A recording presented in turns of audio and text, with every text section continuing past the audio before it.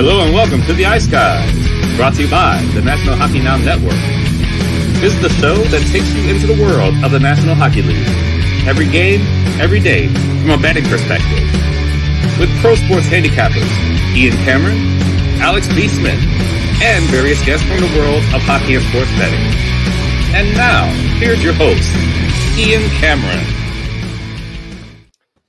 Welcome to the Ice Guys, presented by National Hockey Now, Wednesday, May the 3rd. I'm backtracking too much. Wednesday, May the 3rd. Ian Cameron and Alex B. Smith. We're not even in the playoffs yet if it's April 3rd. None of this has happened. Boston's still alive. No, I'm kidding. Wednesday, May 3rd here on this Wednesday show, ready to break down the two games that take place tonight. We've got the other two conference semifinals. Or division finals, whatever you want to call them, starting up tonight. New Jersey, Carolina in the East, Edmonton, Vegas in the West. We will get to those in just a moment. But first, let's shout out everybody that was either tuning into the Betcast last night or joined us on the Betcast last night. It was a lot of fun. Once again, two pretty entertaining hockey games with the Panthers and the Leafs, and certainly the Kraken and Stars delivered its share of entertaining hockey, going to overtime, giving us our first overtime game of the second round. And thanks to everyone that joined us on the stream. We had a couple of surprise guests at the last minute. Sammy P joined us. It was fun to talk to him from the Boston area. Eddie Lack joined us in and out multiple times during the Betcast last night. So lots of fun. And we never knew we'd be talking about the Dolphins, known as the Seattle Kraken, last night either. But it's just amazing what will end up being talked about on these Betcasts. Really, it veers off into its own, stratosphere, and who knows where it's going to go. But it's always entertaining and it's always fun. That is for sure. So the Betcast was great. We thank everybody for joining us. The action on the ice was great last night, and we'll start obviously in Toronto. And the Florida Panthers now have reeled off 4 straight playoff wins, dating back to Game 5 of the first round against the Boston Bruins. And look, last night it was a little bit of everything for Florida. It was timely scoring. I thought, and I said it right there on the Betcast in the first period, that Florida killing those 2 early power plays that the Toronto Maple Leafs had was huge, I think, for their confidence to at least get into the series, get into the game, stave off the early tide from the Leafs. And sure enough, like a minute or two after they killed the second penalty, Florida scored the first goal, Nick Cousins, to make it 1-0. And that ended up being significant for the Panthers, taking the crowd out of it, withstanding that early, push from the Toronto Maple Leafs on home ice. Look, they responded in kind when Toronto made their move in the second period. We saw, obviously, Toronto get 2 back-to-back goals to tie it, including the first NHL goal for Matthew Knies, and it was a beauty. No cheapie when it comes to the first NHL goal for Knies. It was a beauty, a little pirouette move in front of the net on the backhand, pushing it past a red-hot Sergei Bobrovsky, who I think is a big reason why the Florida Panthers won last night. That had to have been one of the better games I've seen out of goalie Bob in quite some time. And look, goalie Bob's had some injuries. Goalie Bob had illness down the stretch, in and out, was so inconsistent that when Alex Lyon, rode the Florida Panthers into the playoffs, Paul Maurice couldn't, take him out, and a part of that was probably Bobrovsky's inconsistency all season. But man, was he ever phenomenal last night, including late in the third period when Toronto was making that last push. Incredible stops. And Florida with a big 4-2 win last night to take Game 1 of that series. And really, to be honest with you, I want to talk again about Brandon Montour, man. The key goal to put that game out of reach, another point shot that gets in. This guy is just an absolute terror right now. He's shooting the puck left and right. And I'm saying this now moving forward. If you have not gotten in on it, going back to the final few games of that Boston series, if you're not betting anything and everything Brandon Montour right now, shot props, point prop, goal prop even, because he's now scored in back-to-back games, and he scored in multiple games for Florida in the first round as well. You're missing out on a golden opportunity and some great value. This guy has just played so well, an offensive impact, jumping up into the rush, and it was great to see that from Brandon Montour again last night. But Florida has a real good vibe going where they're just they found their game. They're in a red hot zone right now. And while we did see Toronto lose game 1 at home against Tampa Bay in the first round and bounce back with a convincing, thorough blowout win in game 2 of that series, I'm not sure they'll be blowing out Florida in game 2 at home. Let's just put it that way. With the confidence that the Florida Panthers have right now, and obviously, the game breakers. And look, you even have to throw in a Nick Cousins, who's a depth forward for them, scoring the first goal for them last night. But, I think, again, if you're a Leaf fan, what I'm sensing from my Leaf buddies, many of them are Leaf fans, is that there's not that doom and gloom sentiment like when they got absolutely thrashed in game 1 against Tampa Bay. I know everybody was just, oh my gosh, here we go again. The Leafs really going to lose another first round. So that's how bad game 1 was against Tampa Bay. And people were starting to panic already. There's not really any panic right now. Leaf fans are they're disappointed. The team lost last night, but they're not panicking. They know they lost game 1 against Tampa and bounced back. But I'm telling you, Panthers are in a zone right now. They are feeling themselves. And Toronto's going to have to play a great game, too, and a great series moving forward if they're going to win this thing. Florida's not going to give an inch. Their forecheck, again, didn't give Matthews, Marner, Nylander a ton of time last night. And again, if Bobrovsky's going to play, that's a big if, because we've seen Bobrovsky look amazing one game and shit the bed the next game. So don't put it past Bobrovsky to not look the same in the next game. But if they can get goalie Bob at least something close to what we saw to him last night, that's going to be good moving forward. I think the Leaf players, too, none of them panicking, and none more so than one of my favorite listens now as far as player press conferences, Ilya Samsonov, man. This guy is hilarious. He has said about 10 different things in post-game media scrums this year that have had me just dying laughing. Just the way he says it with his, his broken English accent, and you talk about him just putting things into proper perspective. This is worth playing right now, and Alex, of course, retweeted it, of course, as well earlier today. But this is hilarious, and it's not only funny, but in all seriousness, it's the right attitude to have. It's the attitude that every player should have after a tough loss. Here's Ilya Samsonov here after last night's loss. Let me just get this into here, and then we'll roll the tape. All right, this is Ilya Samsonov following last night's Game 1 defeat by the Toronto Maple Leafs to the Florida Panthers. Here we go. Go back home, get some food, go to the sleep. There you go. That's the way to do it. Go to the sleep tomorrow. And then the last part of that was tomorrow the sun will come up. Yeah. And that's basically what he said. I mean, just absolutely hilarious. And, it's the right mindset to have. And Alex, look, the Florida Panthers are clearly not satisfied with just pulling off one of the massive upsets in recent Stanley Cup playoff history. They're looking for more, and they're off to a good start here in the second round.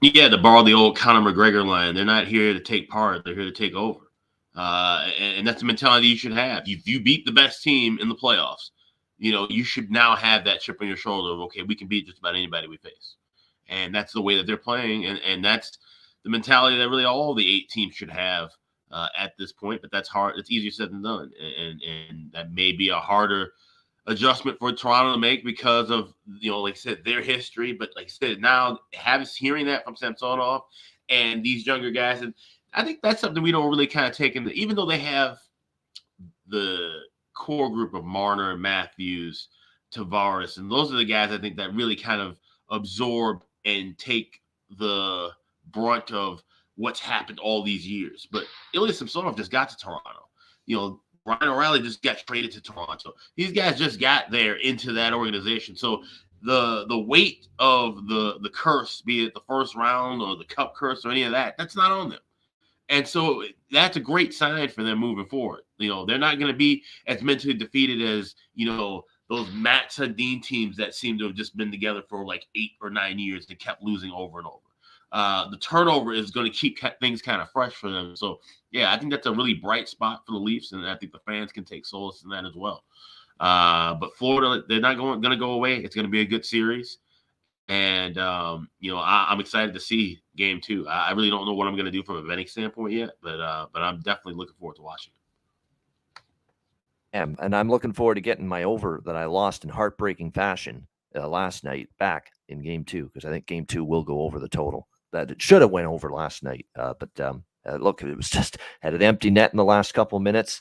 And we had look, the good news is one little bit of positive is we did bet a live over 5.5 during the betcast last night in that game, and that ended up cashing, so that was good at least. But yeah, that 6.5, it's a tough one to lose because it felt like there's a million chances to get that game over the total, especially from a Toronto perspective. But great win for Florida. We'll see if they can, Paul Maurice, by the way, complaining about the a number of penalties against Florida, and I don't know if there was many of them that weren't warranted last night, but there is a pattern now of Florida getting penalized a lot. And it's pretty amazing they keep winning in spite of it. Right now, the Panthers, like, they have taken a shit ton of penalties. Going back to the Boston series, it seemed like they were in the box quite a bit. So you got to give them credit for that. Like, they are definitely the team that has been getting more penalties consistently in these games and still end up on the winning end. Speaking of ending up on the winning end, how about the Seattle Kraken? Joe Pavelski, 4 goals, a magnificent performance. To be quite honest with you, especially coming off concussion symptoms and the debilitating hit that he took from Matt Dumba in the first round against Minnesota. If the Dallas Stars win that game last night as opposed to losing in overtime, that's probably one of the I don't want to maybe put it too high on a pedestal, but that's one of the better individual performances in a game returning from injury in a big playoff game if Dallas wins it. But unfortunately, they did not win it. Regardless, it was still just incredible stuff to see here from from Joe Pavelski last night. I mean, 4 goals. He gets all 4 of the goals. That 4th goal that he had, the hand-eye coordination, it's been just a staple of Joe Pavelski's game. Going back to do you know how many playoff goals he would score with San Jose years ago? And by the way, Peter DeBoer coached Joe Pavelski for a bit in San Jose. Of course, we remember years ago as well. So they have a history together, those two guys. And DeBoer said it after the game. I'm not even surprised Joe does this anymore in the playoffs. He just elevates his game. And to me, it's just surprising that the guy is going to be, 39 later this year. And he's still able to do this in the postseason. Like, he's always been one of those players that his bigger impact is a postseason player, not a regular season player. And he showed it again last night for the Stars. Unfortunately, Seattle, man, and their resilience, just absolutely, unflappable, unshakable. They give up the first goal early, tie it. Dallas takes the lead, another Pavelski goal, 2-1. Bang, bang. Seattle responds 2-2, 3-2, 4-2 in a wild first period where it only took the first period for the full game over to cash, and about as easy a first period over bet winner for Alex as well with this Seattle-Dallas game last night. And then 4-2, it was a scoreless second, and Dallas, look, that was their best period, the third. Last night, the third period, they were all over Seattle. They tied the game, and you would think, man, Seattle just took a massive punch, had a 4-2 lead. Dallas ties it. Building is back into it. Home ice. How does Dallas not have the momentum going into overtime? And sure enough, there's Seattle finding a way to end it. Yanni Gourde, who we talked about before the overtime started, one of those guys that might be able to pot that overtime winner, and he did. So Seattle with the 5-4 win in game 1. Another night where the road teams win, road underdogs win. It's been a dominant theme from a betting perspective throughout these Stanley Cup playoffs so far. But just like with Florida, don't tell Seattle that they're satisfied with beating the defending Stanley Cup champions. They want more. They're capable of getting more. Like, there is a legit possibility both of these teams can win these series. Now, there's a long way to go. There's only one game. But I never once said, and there's people that seem to think that I said Florida had no chance against Toronto, which is absurd. I never once said that. I said I do like Toronto in the series, and I said it's going to probably be a 6 or 7 gamer. I said 6, at least in this series. So, I figured Florida was going to be a tough out for Toronto, and I figured Seattle was going to be a tough out for Dallas. And so, am I sitting here 2:26 p.m. the night after these 2 game 1s and saying I'm totally shocked that Florida and Seattle won on the road in game 1? Of course I'm not shocked. These are good hockey teams. Every team that's left now is a good hockey team, capable of winning this round, capable maybe of even winning the Stanley Cup. Yes, even Florida, even Seattle. Every team that's left. Vegas, I like Edmonton in that series. Vegas winning that series wouldn't totally stun me. I'd be mildly surprised, especially when you factor in that they've got, Laurent Brossoit net. They've But that depth that they have is going to test Edmonton. I think that's not going to be an easy series for Edmonton. I think New Jersey, Carolina is kind of a coin flip. So, every team that's left standing right now has an opportunity to win in this round and win moving forward. There's nothing else to say but that. Alex, what did you think about that one last night? Seattle with the big win. Yeah, a huge win, a huge effort, and once again they showed that they're not going to be phased going into enemy territory. They're not the spotlight's not too bright for them, and that's something you worried about with team getting the first franchise series win and the way that they went about doing that as well. Dallas, there's far more talent on Dallas, but we talk about how complete of a group and a unit that Seattle plays. That group mentality and everybody fitting in perfectly to the roles that they're assigned. That's what wins championships. So having that is a huge edge. And this series will be tough because they don't quite have the talent. And you can have a Joe Pavelski go off and score 4 goals. You can now have a Rupe Henson, Jason Robertson, and all these guys that can step up. Max Domi getting 3 assists on those on those goals by Pavelski. There's a lot of talent here. And so Dallas certainly won't hang their heads low. This isn't even the worst game they played so far in the playoffs. I mean, that game in Game 3 was awful against Minnesota, and we all looked at that spot perfectly. And might be circling a spot for Seattle Game 3 as well, regardless of what happens here in Game 2. But I'm probably going to be looking at sprinkling on a little bit more on Dallas to end this series in 6 and 7. I already have series going 6 games. Of course, I took those shots with them to win in 4 and win in 5, but that was a result of what I thought the scheduling was going to look like. Now we don't have that schedule gap, so now this is going to be a more balanced series for Seattle. They don't have to worry about playing 2 games in 48 hours and either being in a spot of looking at elimination or even at this point the pressure of maybe even trying to wrap up a series if they were up 2-0. They don't have to worry about that now, having that back-to-back spot. So that's a big deal and a big boost. So if you like Seattle futures, this is probably last call to grab them. We already saw the 20-1 cut down to 10-1 at BetMGM for them to win the cup. That number might continue to shrink more and more. But I would be really cautious backing Seattle going far, because even if they win this series, they're live to do that.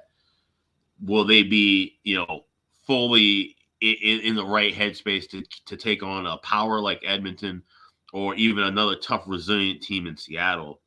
I think that's going to be a big ask. I think whoever gets out of a lot of these series, pretty much all 4 of these series, it's going to be tough sledding for them to get out, because we're expecting these long games, and you have to see which team's going to be resilient enough and even healthy enough to make it through once it gets to the conference final.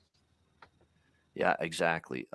It's like I say, these are fun series. These are really, really fun. And, we always weigh momentum of winning in the first round versus, could you just jump right into a series after winning a 7-game series, especially in upset fashion, like both Seattle and Florida did, be ready to go and be ready to win Game 1 of that next series.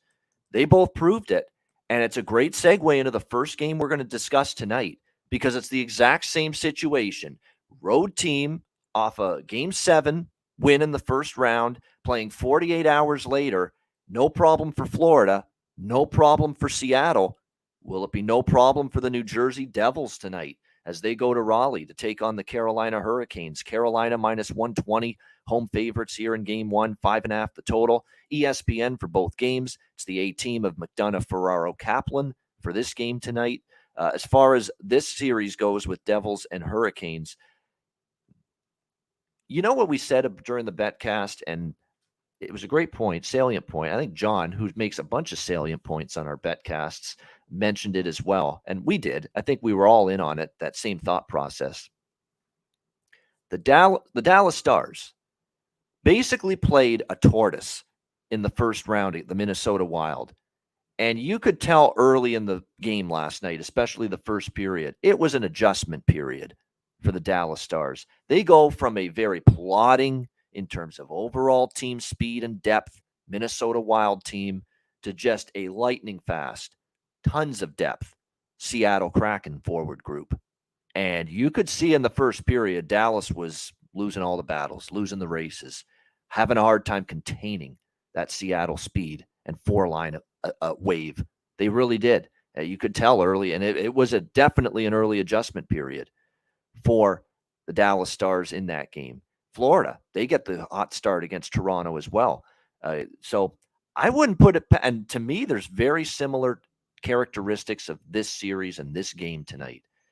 Carolina, what did they play in the first round? A tortoise. That's flat out what the New York Islanders are. Okay, they're a tortoise. They can't move. They can't move the puck. They're not a great offensive team. They have no threat whatsoever on the power play. The power play stinks. It stunk all year. The New York Islanders power play, horrible with the man advantage. This could be, and look, we have to respect Carolina defensively. They are that good. They are elite. They're terrific. Maybe they will be able to handle this difference going from the Islanders to the Devils. But I think especially early, they may not be able to handle it here. I mean, this is a fast New Jersey team. They're like Seattle of the East. They have incredible speed, 4 lines. The blue line is very mobile as well. Dougie Hamilton, of course, is one of those, great mobile defensemen there, but they have many others. Ryan Graves can flat out fly. This is a team that can skate and move the puck, and this is a much greater degree of team speed, forward depth with the New Jersey Devils than what the New York Islanders had in the first round when they played Carolina. And I think there could be some sort of adjustment for the Hurricanes here, especially early in this game. So I already said yesterday when we talked about this series as a whole with Ray Bryce, who was with us yesterday, we talked about it. I like New Jersey to not get swept here in the first 2 games in Carolina. I think they're coming out of Carolina 1-1. The question is, which game are they going to take? I think they have a chance to jump on Carolina early tonight. I think tonight could be the night they take the game, honestly, because, we saw no Game 7 hangover whatsoever from the Panthers or the Kraken last night. And if anything, you're feeling adrenaline. You're bouncing off the walls. You just won a Game 7. Maybe the old dinosaur way of handicapping is you win a Game 7 and you beat a team maybe you weren't expected to, and then you were supposed to think, oh, you're going to be flat in Game 1. You're not going to play well. Well, that clearly did not happen last night. Didn't happen for Florida. Didn't happen for Seattle. And this is a young, vibrant team. I don't buy fatigue. It's a very young, fast team. I don't think they'll be fatigued one bit. The New Jersey. And did the New York Rangers really work them over in Game 7? No. They were comfortably ahead, the New Jersey Devils, by the end of that game. So I think they come in here loose, relaxed, confident. They're the much faster team compared to the Islanders, the first-round opponent of the Carolina Hurricanes. I like New Jersey in the first period. I'm going to take them in the first period just on the money line here because we did see Seattle and Florida get the first period lead last night. Just roll that confidence forward from their Game 7 victories. Plus 100 at Pinnacle for the first period. I'm going to take them plus 100 for the full game money line as well. Smaller sprinkle on the draw here and north of plus 300. But I think the Devils definitely have this a golden opportunity at their disposal here for this first game victory. And look, you can't argue with, other than Game 6 against the Rangers, the way this team has played at both ends of the ice and how Akira Schmid, the young goalie, has responded in net. He's looked very confident. So I think this is a great opportunity for the Devils to take Game 1. And if they don't win tonight, that's okay. I'll bet them Game 2. Same probably thought process. Maybe not the first period in Game 2, because this is more, what we saw last night, what we think. I think the adjustment for Carolina to the speed that the Devils bring compared to the Islanders in the last round. So, but if they lose tonight in Game 1, I'll be back on New Jersey Game 2. And not only that, if New Jersey loses tonight, I'll be on the adjusted series price on the New Jersey Devils after Game 1 tonight. So that's the way I'm approaching it. I like the over a little bit as well, a little first period, full game over split, because the one thing we saw last night, coming off Game 7s in the first round and those 2 Game 1s, even though the Toronto game stayed under, pace was off the charts in both games. Toronto, Florida pace was nuts. Seattle, Dallas pace was even nuttier, even crazier in my opinion last night. So I think this is a sneaky over as well. Kind of like Seattle, Dallas. Like last night, that total was 5.5 shaded to the under. This total 5.5 shaded to the under. 5.5 shaded to the under. No, to me, I think this can get over, and I like the price. You can get plus 120 on it at Pinnacle with this over 5.5 here. Alex, what do you think here? Game 1, East semis, Devils, Canes. So, all right, based on what you're saying with how you like New Jersey, in this spot to win either game 1 or game 2. I'm looking at FanDuel right now, and they have a series correct score after 3 games. Now, obviously, you don't really have an idea necessarily in your head about game 3 potentially, but you could go New Jersey Devils to have a 2-1 series lead plus 146, or Carolina to have a 2-1 series lead plus 152. Would you sprinkle something on both of those to kind of cover your look at the Devils at least splitting one of those 2 games? Yes, I think that's not a bad strategy at all. Would not argue with it. Yep. Yeah, so that popped in my head when you were mentioning that, and I looked that up. That's available at FanDuel, and I would have to look at other books to see if I think that might be around a couple of different places. But the one thing I'm looking at here for tonight is the over. And like I said, we've seen the pace kind of pick up so far in these second round games. You have the same scenario of a Jersey team coming off of a Game 7 win, where Carolina had a few extra days of rest. And like I said, styles make fights. Carolina is not going to be sitting around playing slowpoke hockey because they're not playing the New York Islanders anymore. They're playing the New Jersey Devils, who have great transition, great speed, and will take the fight to them.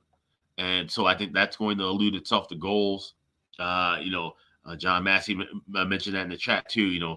The rebound control is going to be huge, and teams picking up those big rebounds. Rangers struggle with that. Carolina won't have that issue. I think we're going to see a lot of fun hockey. I think this will tighten up later in the series.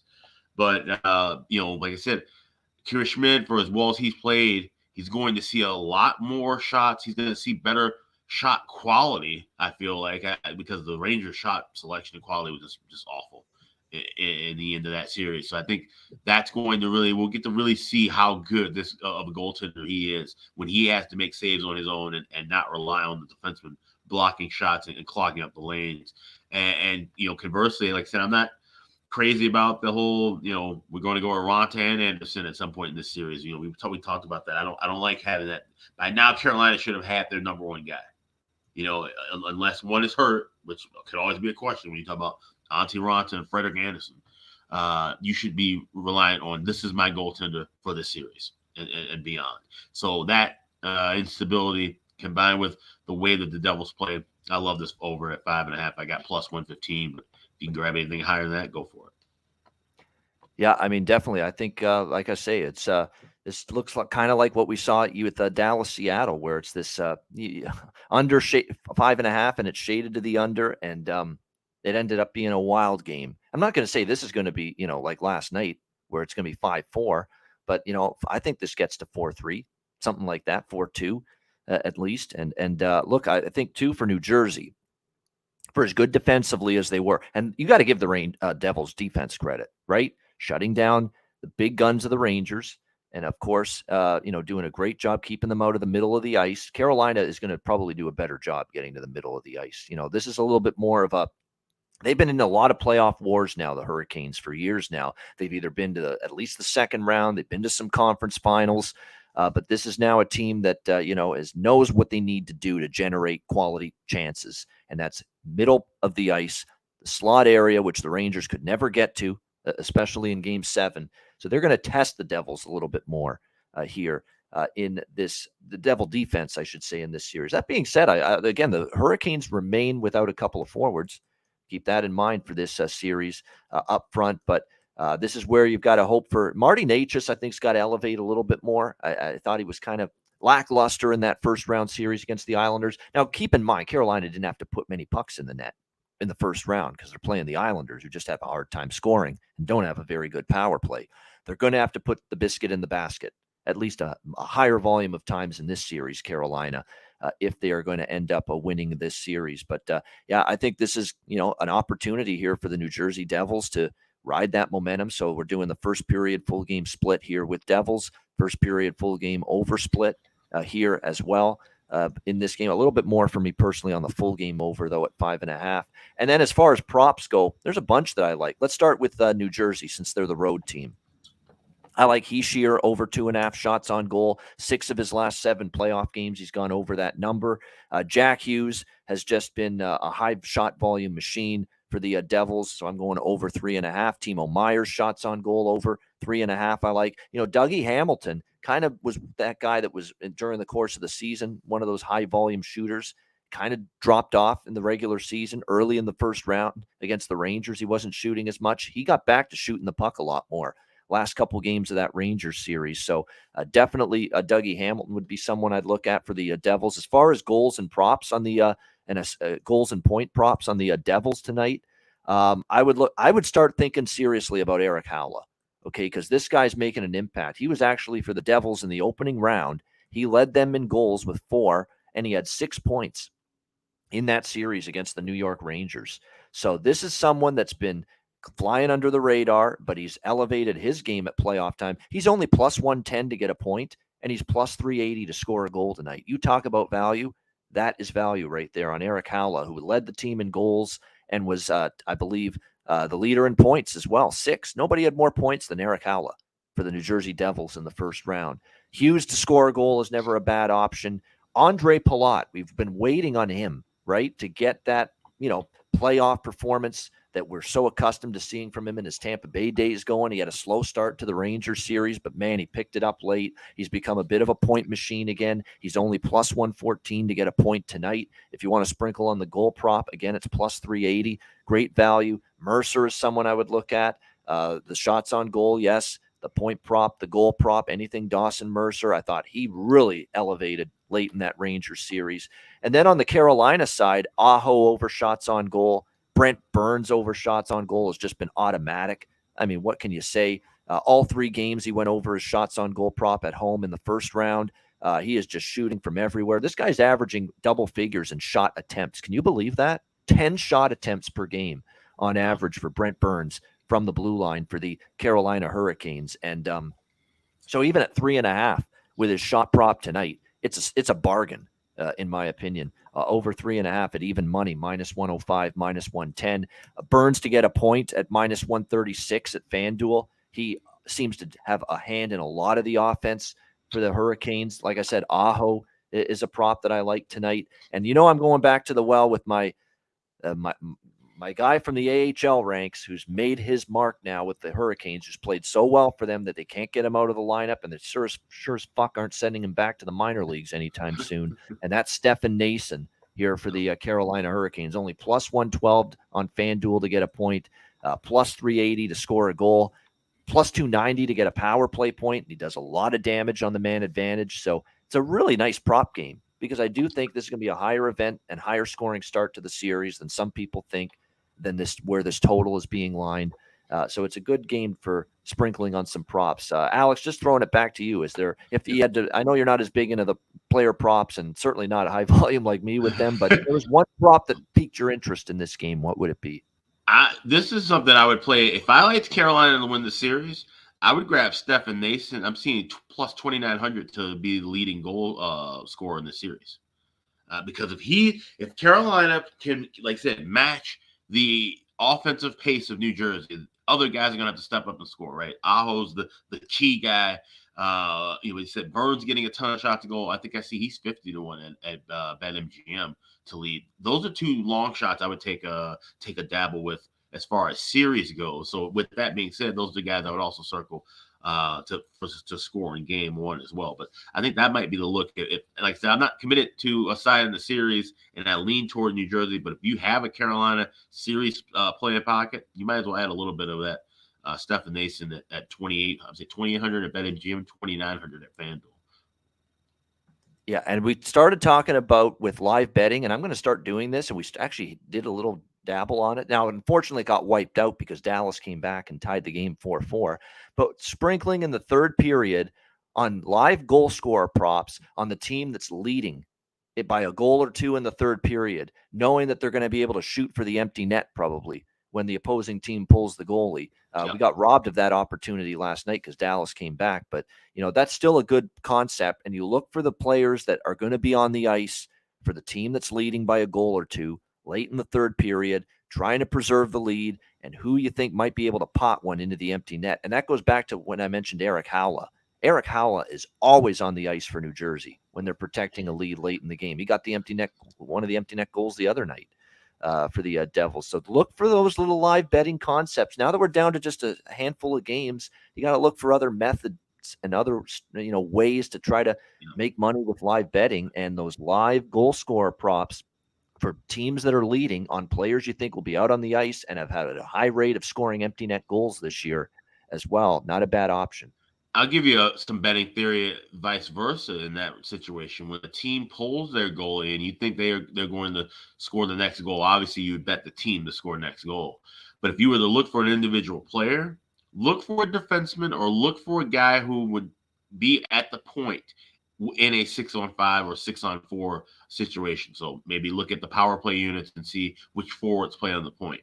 Those three guys at the back would be worth betting on, because what do we usually see for empty net or goals when a team pulls their attacker? There's a cluster in front of the goaltender. It's a deflection, goes off of a stick, or the goalie just can't see it. He's completely screened, and it's a shot from the point. So I think looking for guys from the point is the alternate way of betting that, if you like a team who's down and pulling the extra attacker to score and tie a goal. So there's a couple of ways to attack that scenario. Yeah, and regarding Nico Hischier, I mentioned him over shots. I like the assist prop on Nico Hischier. Put it this way, Nico Hischier, to get a point tonight, you have to lay minus 175, minus 180. He has 5 points he had 5 points in the first round against the New York Rangers. They were all assists. Okay, they were all assists. All 5 of his points in the first round against the New York Rangers were assists. He didn't score a goal. No goals, 5 assists, 5 points in the first round. So why the hell would you bet his point prop and lay minus 175 when you can just take his assist prop, which is plus 100, plus 105? So there you go. Every point he scored in the first round was an assist. So plus 100, plus 105. I do like the assist prop specifically on Nico Hischier for the New Jersey Devils tonight as well here in game 1. All right, that's the first game. What I like now is that now that we're into the second round, really take time diving into the props now in these games. Now that we've got fewer games on the table, and there's lots to like in that game as far as props. There's lots to like in the next game, Edmonton, Vegas as well coming up as far as props are concerned. 155 live viewers on YouTube. Hit the like button. Shout out to our podcast listeners as well. We'll be back to talk about Edmonton and Vegas, maybe the most anticipated second round series, at least for me personally. I can't wait to see this one. Edmonton and Vegas. We'll talk game 1 coming up from that series right after we hear from Gramco. Support for the Ice Guys is brought to you by Gramco. Whether you or your team's game is on the field, screen, racetrack, court, or the ice, Gramco is for the game. Grown by farmers who spent years developing premium hemp genetics, Gramco provides customers with consistent quality Delta 8 THC products ready for any occasion. Gramco currently offers numerous Delta 8 products, including vape cartridges, disposable vapes, pre-rolls, gummies, wake and bake coffee, and more. Gramco offers an enjoyable, legal high delivered discreetly and directly to you. Gramco is also available at many American retailers as well. You can get the best Delta 8 cannabis products on the market shipped quickly and discreetly from Gramco. And if you visit www.thegramco.com, use promo code ICEGUYS, you will get 20% off of every order, and any order that's on the site over $50 will be shipped free with standard shipping. So live elevated with Gramco and check out their wonderful Delta 8 products today.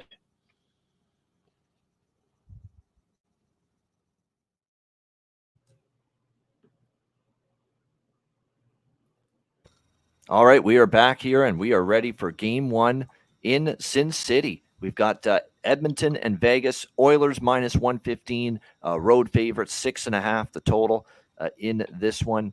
The Vegas Golden Knights, of course, getting past Winnipeg to get here. Edmonton in 6 games dispatching, I think, one of the best teams in the West, quite honestly, in the LA Kings here to get to this second round.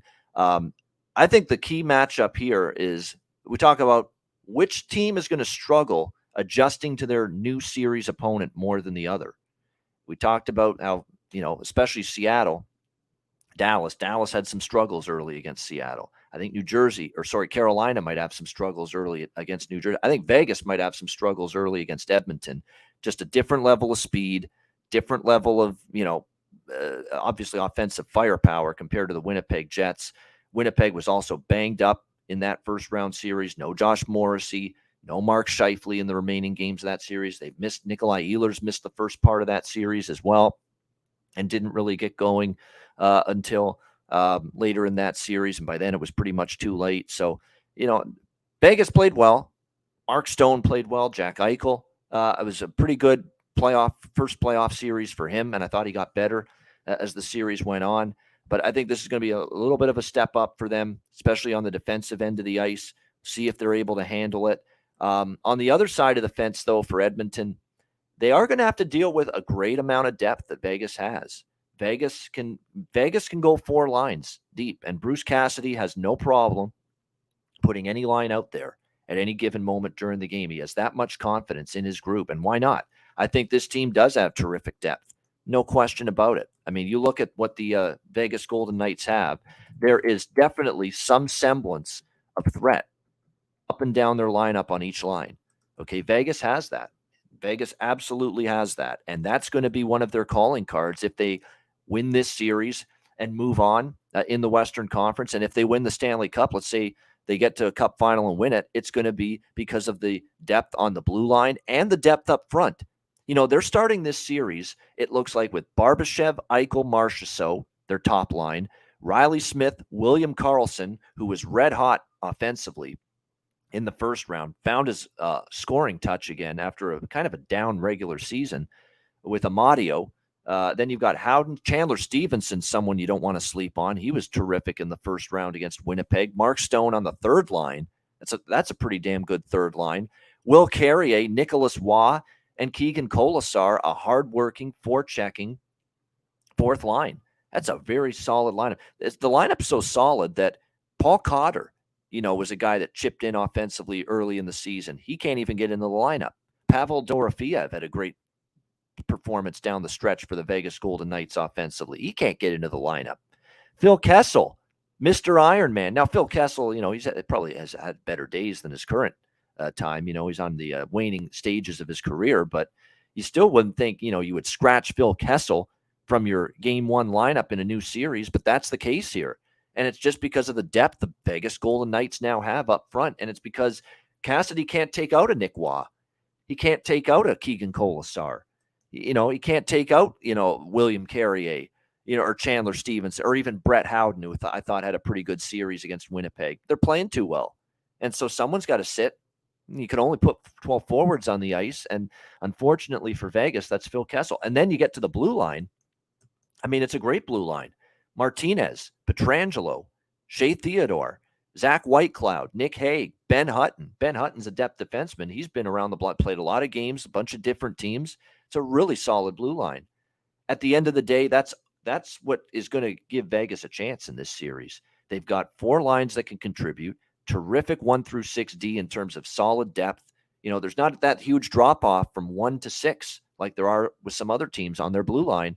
It's going to come back to Brossoit. Brossoit played at a level that was, I think, probably some of the best hockey of his life and his career against Winnipeg. I thought he played great. He was outstanding.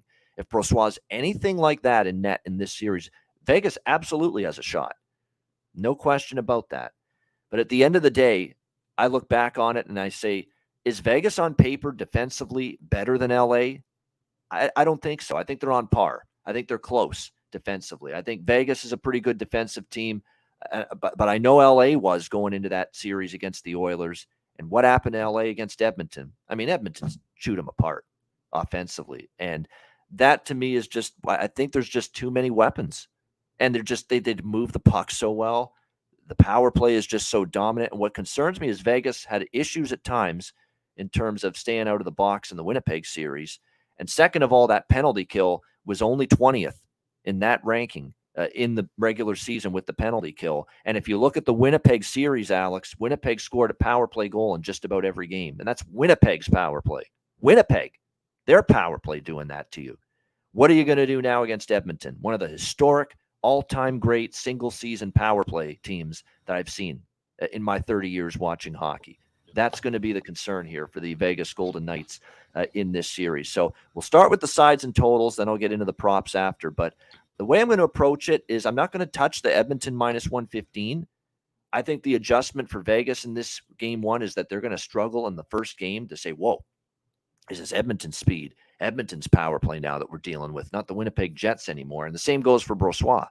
even in net. Like, it's going to be a much taller order, keeping the puck out of the net against Connor McDavid, Leon Draisaitl, Evander Kane, Zach Hyman, and company here than it was against the Winnipeg Jets.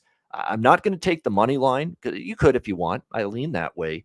But I'm going to go for the team total for the Edmonton Oilers here, which I think is a really good number, a really good price. 3.5 with the Oilers team total, over 3.5 here. And you look at the price at Pinnacle, plus 112 for the Edmonton Oilers, over 3.5 in this game. I think it's a terrific bet. You know, we saw them obviously down the stretch in the LA Kings series. What did they do, Edmonton? They scored 4. They scored 5 in the series clinching game, or actually in the overtime game. They scored another 5 spot in the clinching game against LA. I mean, asking this team right now to get to 4 goals, especially when you start to look at some of the penalty killing statistics of the Vegas Golden Knights, which are below average, it doesn't seem like it's asking too much. And again, I go back to it again as well. The Edmonton road record this year, outstanding. They've had no issues winning on the road this season whatsoever, the Edmonton Oilers, including 2 big road wins in LA in the first round. And they nearly won all 3 games in LA, because that game 3 loss was that controversial high stick call that was allowed to stand on the Gabe Vilardi overtime goal, or that night. It wasn't actually Vilardi, but Vilardi's stick on that overtime goal in game 3. So they were that close to going 3-0 in LA in that series in the first round. So they were a good road team, but I'm not going to go the money line. I think the better value is that plus money, that plus price, plus 112, Edmonton team total, over 3.5. That's what I'm going to look at here. This is another one, too, where I'm also going to jump in on the first period full game over split, where first game, Vegas goes from the snail Winnipeg, the offensively challenged Winnipeg, the banged up, shorthanded, depleted Winnipeg Jets, to now this offensive juggernaut. And as good as they are defensively, and as well as Brossoit was in game 1, or the first round, I should say, an adjustment. That's the key. That's the word of the night. It was an adjustment for Toronto. It was an adjustment for Dallas last night.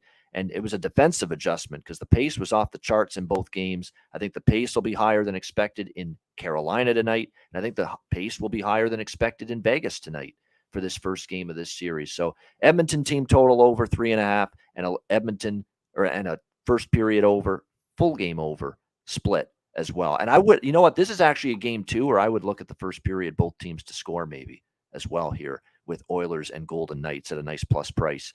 Alex, game 1, Edmonton, Vegas. Yeah, that's not a bad look at all with that. Both teams to score first period. But I kind of want to sit and observe this first period. If anything, I would like to try to jump maybe on an over 5.5 in game. This could be a slow pace in the early part of the game, a feeling out process. And then we see that last 10 minutes, you get some goals once some adjustments are made. So this is one I probably would completely stay away from in that first goal in 10 minutes. I wouldn't look at anything in that angle. If you like a first period over, you might be able to wait a little bit later and get a better price adjusted in game. I'm staying with just the draw at plus 320. I think this is going to be kind of, like I said, a faster pace late effort. And I think that's when we start seeing goals, and we start seeing goals getting traded back and forth. So this will be hopefully a fun live game. I would love to get some of those zigzag moments where you can hit next to score. I've already said it. I mentioned on the Betcast last night. Anytime the Oilers have next goal to score, and it's minus 150 or cheaper with the power play, you take that. That's worth laying. $1.50, $1.45 for Oilers to score on a power play is cheap. And if the books get smart, we might see that prop up to $2 if the Oilers continue to have success on the power play. So that's something to definitely keep an eye on as far as live wagering in this series. But like I said, this is one where I want to see how things shake out. I like the Oilers in this spot. And one thing I might end up actually putting in pocket would be Leon Draisaitl to win the Conn Smythe at 10-1, because that's the best way to bet Edmonton to win everything right now. You're not getting any value with them really to win the West or the Cup. And McDavid's the favorite because he's Connor McDavid, even though that Leon Draisaitl is leading by one more point than him as far as the team goes. And everybody just assumes that, well, McDavid's is going to explode and have this, great breakout. Leon Draisaitl might end up being the guy who has more goals and maybe even just more overall points. And that's not a detriment to McDavid or anything. It's just that, they're getting everything done and they're getting contributions from the entire lineup. So Leon Draisaitl plus 1,000 for Conn Smythe. That's something I'm more than likely will be grabbing. But I'm staying away from anything series-wise so far, and I'm just looking at the draw here in game one. All right, the draw. You know what? I already sprinkled up too. While I'm on New Jersey, first period, full game split, and the over in that game, and Edmonton team total over, and the over in this game. I might sprinkle on that draw too, because you look at last night in game one. We had one overtime game. We also had Florida-Toronto very nearly get to overtime as well. I mean, that game, not for Bobrovsky, that had a real shot to get to OT as well. So, yeah, competitive game ones.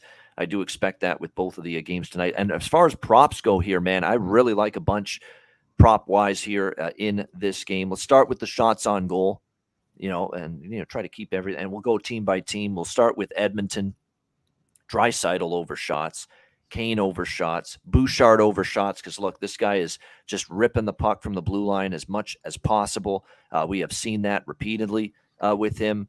Connor McDavid, I think in the first game of a brand new series will want to set a tone. It's always going to be, a little bit more of a bigger number on his shot props, but, just stick to those guys. I expect them to be high volume shots on goal makers throughout this game, no question. And again, the series starting tonight, Connor McDavid, 3.5. Got to lay a little juice with that. But what you also can do is, if you don't like the price on the over 3.5, which you can do at FanDuel and BetMGM and a couple other books too, is you could go 5 shots, you could go 6+ shots and get better plus prices with them. So those are good looks. On the Vegas side of things, as far as shots on goal props tonight in this game, there are a few also that pique my interest there. And like I mentioned, I would say Kane, Hyman, Draisaitl, McDavid, and Bouchard would be the big 5 I would look at for shots props for Edmonton. On the Vegas side, it would be William Karlsson, because he's been shooting the puck more. He's got the confidence because he's seeing the puck go in. I mean, he had a phenomenal series in the first round against Winnipeg. I mean, he's got his offensive mojo back again.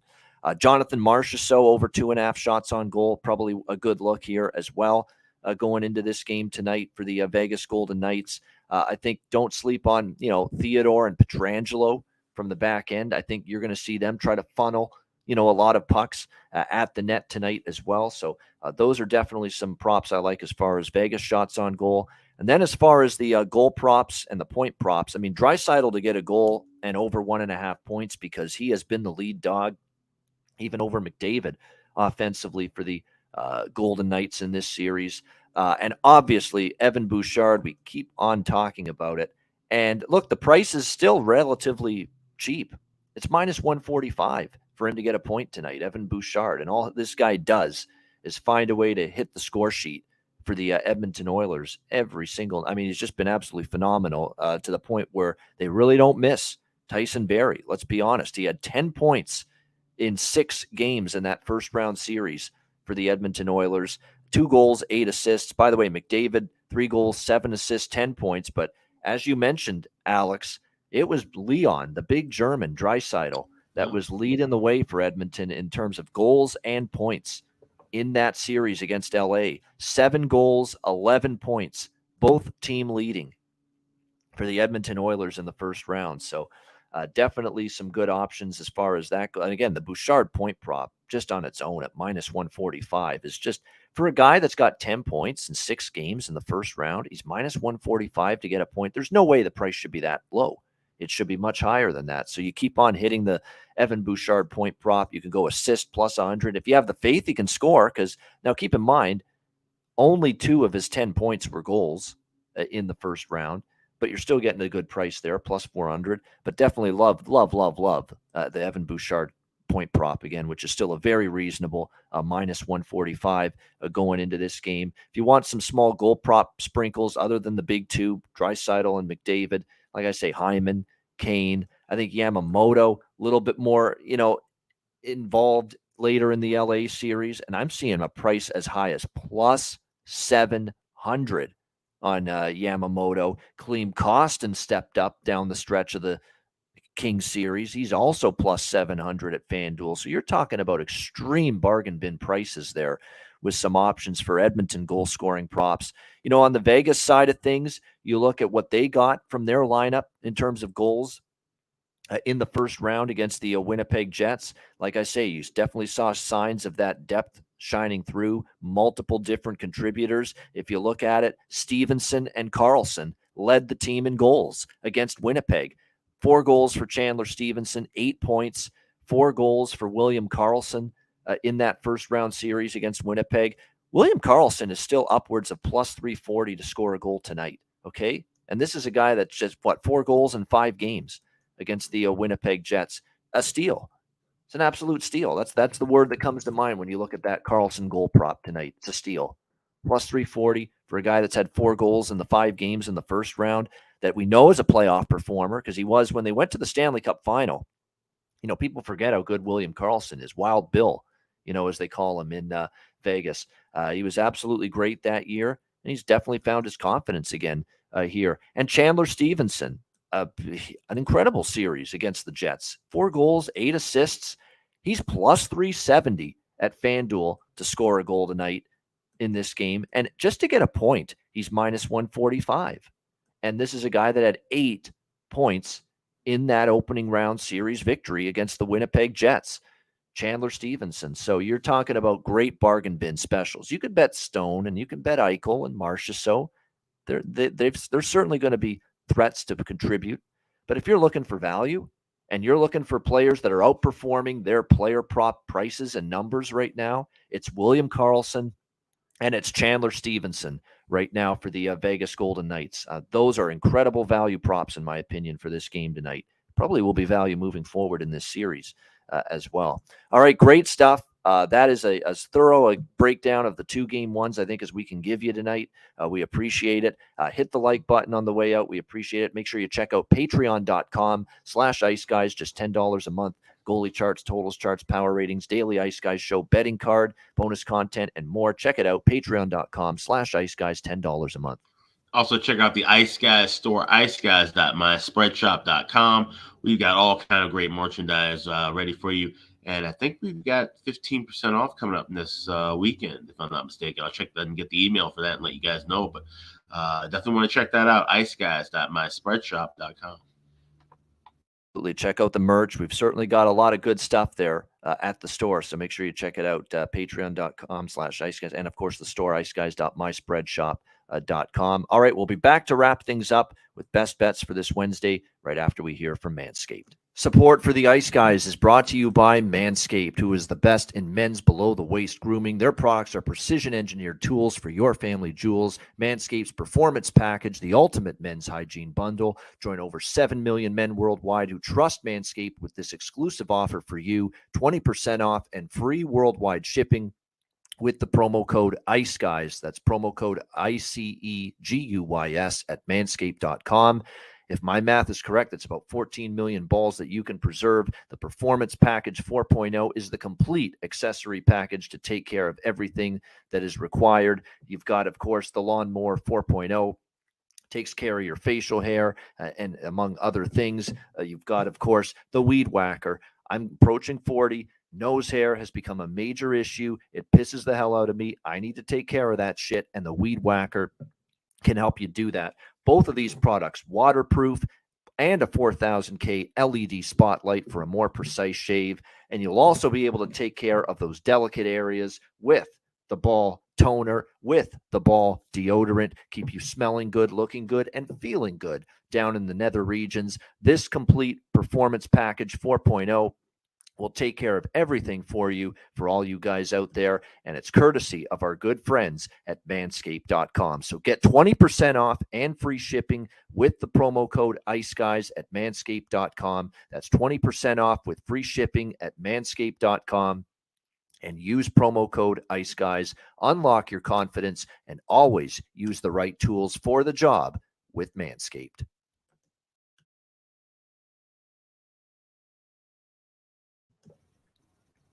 All right, it is time to wrap it up with best bets for this Wednesday as we get ready for game one. Jersey, Carolina, Edmonton, Vegas. Alex, what do you like for best bet? Yeah, let's go with Carolina and New Jersey. We're going to go over 5.5. I got plus 115. I'm seeing it as high as plus 120. This is going to be a good pace here. Carolina is going to be drawn into the fight that New Jersey is going to bring as far as speed and tempo and catching in transition. This is going to be a lot of fun. I think we're going to see some high quality scoring chances, and they're going to cash in as goals. So it could be Devils Canes over 5.5 plus 115 is my best bet. There it is. Devils Hurricanes over 5.5 plus 115. Best bet for Alex B. Smith for this Wednesday. My best bet, give me the Oilers team total. I like it. Over 3.5. It's a great price. Edmonton team total over 3.5 plus 110, plus 112 in that vicinity. I prefer that rather than them to win the game. Because the key handicap is, it's not so much I'm trusting Edmonton defensively, even though I think they're a better defensive team this year and years past. And of course, Skinner has certainly given them more confidence in net compared to Smith and Koskinen. But I'm taking that out of the equation. My premise here with this bet is Vegas having a tough adjustment in game one of this series, coming off playing Winnipeg, who doesn't have the team speed, doesn't have the skill, the high-level skill, the high-level ability, nothing close to the power play domination that the Edmonton Oilers have against a Vegas team that, again, was 20th in the NHL in the regular season and penalty kill percentage, a Vegas team that gave up a power play goal in just about every game in the first round against Winnipeg, and Edmonton will capitalize. And it'll take a game for Vegas to really be able to handle this Edmonton team, especially that power play. So I think the Oilers get to 4 goals. It's something they did routinely down the stretch in the LA series in the first round. Let's go with the Oilers team total over 3.5 plus 110 for my best bet here for this Wednesday card. That'll wrap up this edition of the Ice Guys. Thanks to everyone in the chat for joining us. Hit the like button on the way out. We appreciate it very much. And a reminder, the Ice Guys is live 7 days a week, Monday to Friday, 2 p.m. Eastern, Saturday and Sunday, noon Eastern. If you can't watch the show live, download the Ice Guys podcast in audio form on all major podcast platforms: Google Podcasts, Apple Podcasts, Spotify, Stitcher, iHeartRadio, Amazon Music, and more. Download the Ice Guys podcast when you can't watch the show live. For Alex B. Smith, I'm Ian Cameron. Have a great Wednesday night. Enjoy the games and good luck. And we will talk to you again tomorrow on Thursday for another edition of the Ice Guys presented by National Hockey Now.